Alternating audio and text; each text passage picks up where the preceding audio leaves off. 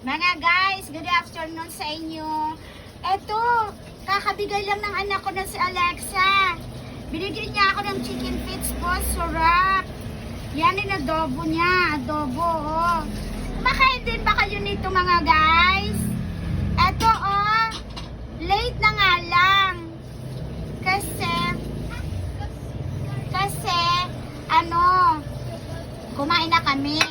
Ngayon, binigyan niya akong bigla. Binigyan niya akong bigla ni Alexa. Pumunta dito yung anak niya. Binigyan niya ako. So, okay lang yon kasi mamaya kainin na lang namin ni Nikki. Pampulutan ko na lang to. Masarap to mga guys, di ba? Oh, chicken pets. Yahoo!